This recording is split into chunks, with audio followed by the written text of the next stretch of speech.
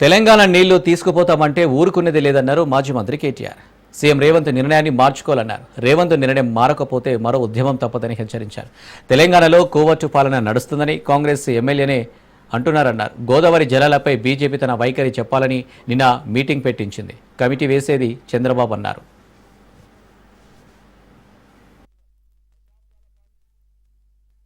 గోదావరి నీళ్లలో మిగులు జలాల్లో తెలంగాణ వాటా ఎంత, తెలంగాణ ప్రభుత్వం అడిగింది ఎంత, నిన్నటి మీటింగ్ లో కేంద్ర ప్రభుత్వం చెప్పింది ఏంది, ఏది తేలకుండానే 30 రోజుల్లో కమిటీ వేస్తా, కమిటీ రిపోర్ట్ ఇచ్చి తెలంగాణ ప్రాజెక్టులేమో దశాబ్దాల పాటు, ఒకటి కాదు రెండు కాదు, దశాబ్దాల పాటు అంతర్రాష్ట్ర వివాదాల పేరిట ఇంతకుముందు సోదరుడు చెప్పిన ఇచ్చంపల్లి గాని, దేవాదుల గాని, ఇంకా తొమ్మిడిహట్టి గాని, ఇంకోటి గాని, ఇవన్నీ కూడా అంతర్రాష్ట్ర వివాదాల పేరిట దశాబ్దాలు నలిగినా రేవంత్ రెడ్డి కాంగ్రెస్ కి చీమగుట్టినట్టు అనిపించేది.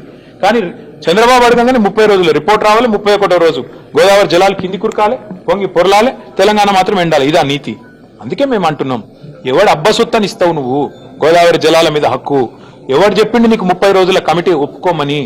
అల్టిమేట్ గా ప్రభుత్వం మళ్ళీ చర్చ పెట్టి అసెంబ్లీలో, కేబినెట్ లో, ప్రజా సమక్షంలో అవసరమైతే అఖిలపక్షం పెట్టి ఒప్పించి మెప్పించి మన హక్కుల గురించి ఏం చేస్తున్నామో తెలంగాణ ప్రజలకు చెప్పి పారదర్శకంగా ఆ తర్వాత జెండా ఊపాలి. స్పష్టంగా చెప్పింది చంద్రబాబు నాయుడు గారు.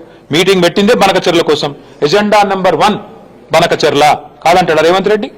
అజెండా ఐటమ్ చూపెట్టమంటారా? ఇప్పుడు నెంబర్ 1 ఐటమే బనకచెర్ల. లేదని బుకాయించడం ముఖ్యమంత్రికి తగునా?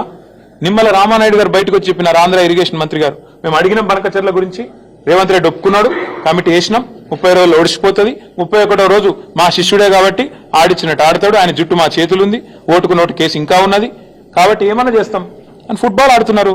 చంద్రబాబు కోవట్ను పెట్టుకుని ఇలా తెలంగాణ ప్రజల ప్రయోజనాలు, తెలంగాణ రైతుల ప్రయోజనాల పట్ల శాశ్వతంగా విద్రోహం చేసే ప్రయత్నం చేస్తున్నారు. అర్థం కాదు ఏముంది ఇలా.